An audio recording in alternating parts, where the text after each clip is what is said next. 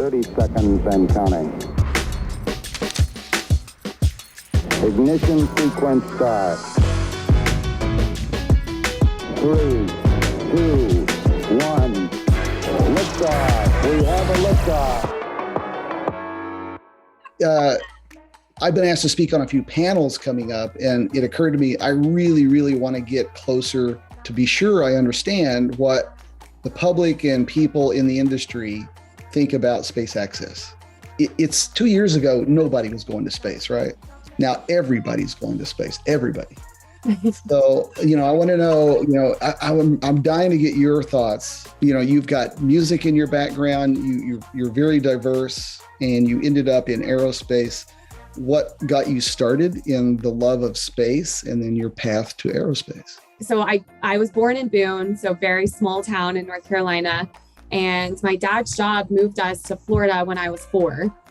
So early 2000s. And we lived in Tampa, St. Petersburg area. And so you couldn't feel the rocket launch, right? You can't see it, but you can see the trail of it. And so my dad and my mom, both of them took me up onto the top of a parking deck to watch because my dad is obsessed with space.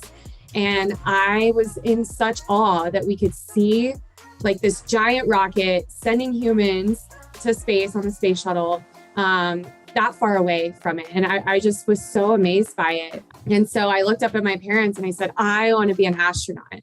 And, my dad being a space fanatic, he encouraged me to watch space movies and read space books and learn about it and care about the space shuttle and watch all of the launches and cry when the last one went up. But outside of the home, I didn't have access to it because we moved back to Boone. There's no aerospace there. There's really no engineering. I didn't see women in aerospace. I really didn't even know what aerospace engineering was. I thought that being an astronaut was just so far out of anybody's reach. And up until, a couple of years ago, it really was. And so I just kind of went down a different path. And it wasn't until I got to college that I rekindled my love for it and became an aerospace engineer. Yeah, well, you've said, I believe, that you thought space was for boys. And yes. But you've turned out to be a great advocate for women in space and women in engineering too. Thank you. Yeah, I have always had an engineering mind, and my dad always said you would be a great engineer. And every single time he said that, I said, no, Dad, that's for boys, because that's what I saw on TV. And that's what that was really the only exposure I got to it. And at school, I was made fun of for liking math and science. And I was like, I don't want to live my whole life being teased because I like math and science. So no, Dad, that's for boys.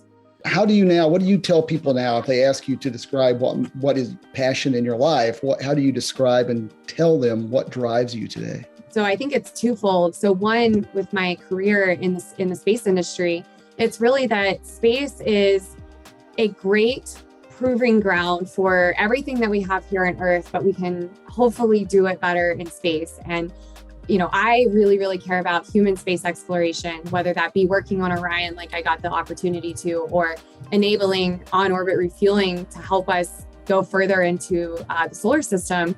But everything we do in space helps life on Earth. And I think a lot of times the general public forgets that. They see that we are spending lucrative amounts of money to send people on what they think are joyrides to space, or sending, hunks of metal to space. But what they don't realize, and a lot of this is because we haven't done a good job of communicating outside of the aerospace industry, how important it is to life on Earth. And then the other aspect of that is, the whole women in STEM support and encouragement that I have built a platform around on Instagram. Growing up, I didn't see myself in any role because I didn't see myself, right? There was no representation. But nowadays you can go on social media and see anybody doing, at least one person talking about a field that you're interested in on social media. And so kids around the world nowadays have access to it no matter where they live, no matter their economic background, anything, right? They have access to that representation. And that is really, really important to me, because if I had had a platform like mine to look up to when I was younger, I would have thought that I could do this a lot earlier and maybe things would have been different. Not that anything is bad, it's great, but I wouldn't have struggled with, I want to do this, but I feel like I can't. I learn something every time, I check out your channel. Thank you. Well, thank you for bringing that out. All those great things. But space flight today is different than it was, just 2 years ago, and certainly different than 10. What's changing that are the good parts, and what might be changing that are maybe we should take a, kind of a closer look at how we're doing it? Right. Absolutely. I mean, I think that there's a lot of great change. In all parts of the industry, and I will try not to ramble about this too, but I think one thing is the private aspect of the space industry now. I think if you look at every other industry on Earth, I seriously cannot think of anything else that hasn't been commercialized. But, until SpaceX came along, right? Like everything was built and, maintained by the government and not by a commercial or private company.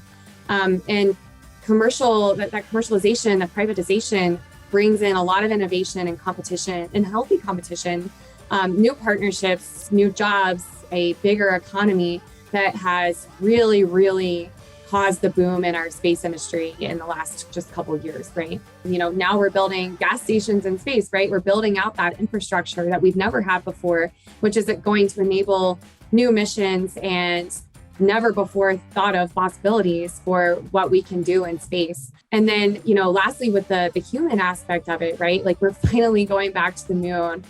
That's going to open up a lot of new science and opportunities and discoveries and economies. But also people like yourself that get to go to space when you're not a, traditional NASA astronaut and increasing that availability to space. I think to get over that initial barrier, a lot of it is social media. I feel a very strong responsibility to communicate to the general public where they're going to see it on social media, the value of space exploration. I think, yes, to your point, marketing and educating people that space is ultimately very important to us, even if you don't believe in the future possibility of extinction, that we should be on Mars, soon as whatever. But learning about humanity, our origins, developing things that are important to us on Earth are very valuable to space. And NASA wants us there. Right. Absolutely. And, if you look at the history of air travel, it's very expensive at the beginning. And now it's more so accessible because the supply and demand was there, right? And you had to have people who could afford it to help bring the cost down for everyone else. How would what form would this marketing take? How do you communicate that? TikTok has been amazing. I believe that it's on all of us who have a platform, and then all of us, and it doesn't matter how big or small, right? Everyone who chooses to talk about space on social media, I believe has a responsibility to, also educate about why we're doing this. Not just that, oh, this is so cool. Look at this $10 billion space telescope we went up, but no, why is it important? And I think a lot of times, people go into aerospace because it's cool, right? A lot of times that's why people go into the industry. What type of content am I going to create around this to explain to people, not only is this cool, but here's why we're doing this, and the value that it has brought to Earth already and the value that it will bring to us in the future. And I also think that space companies have a responsibility to be talking about why they're doing what they're doing. Why are we putting gas stations in space? Why are we 3D printing rockets? Why are we trying to mine the moon? People get very concerned when they hear that we're going to try to mine the moon. It's like, why are we doing that? Well, it's a lot cheaper. It's a lot more efficient. Why would we stay dependent on Earth's resources forever? We have enough problems with that already. Things like that, and helping the general public connect with them. In your STEM outreach, do you feel a difference when you talk to various age groups, like younger versus maybe a TikTok crowd? I always try to bring it back to something that they relate to. Okay, when you open up GPS, you're using a space technology, right? You're using a satellite, and how does that work? That always pulls them in, even if they're not interested in space in any other way, shape, or form. Bringing them space back down to Earth in a way that they understand is like, oh, okay, like maybe space is important. Your focus is with women in STEM, I think, or that's one of your primary interests. You liked it initially. What percentage of women or girls that you speak to do you think aspire to something in either aerospace, space, or anything as they might call scary? What's the spread? I actually think a lot. Most of them said that they would consider a degree in the aerospace industry. And even one girl said she wants to be a fashion designer for NASA. And so I said, okay, you can design spacesuits, right? It's really important to latch on to what they're interested in and say, did you know that you could do this, right? It would be good that there is a focus at creating a better awareness of availability for careers in space, number one.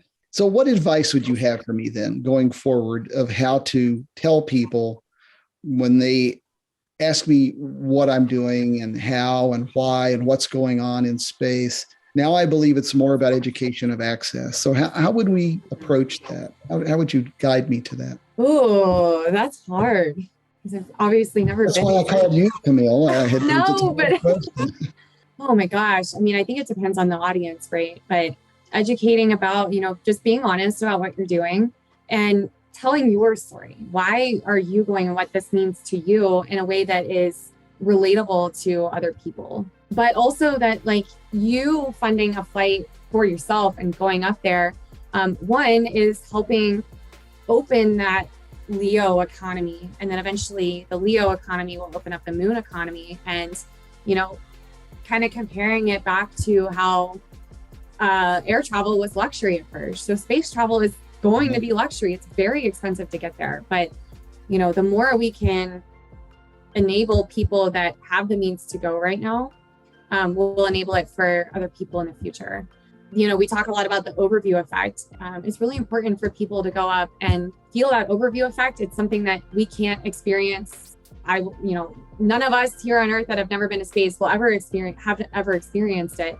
But you come back fundamentally like psychologically changed, Sure. which then you will be able to go out and change the world in a different way than you could have before going to space.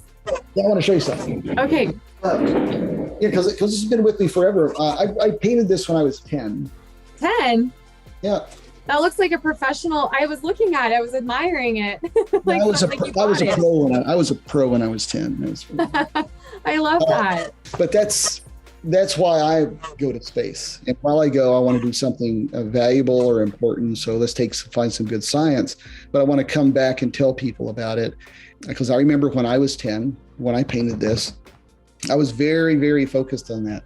I want to help those 10-year-olds that have something and in an area where either their family doesn't encourage them or their schools, they just need a little bit of extra mentoring, encouragement to say that they can. Yes, I can be in aerospace. I can be this guy maybe. Yeah. Or I can go to Mars.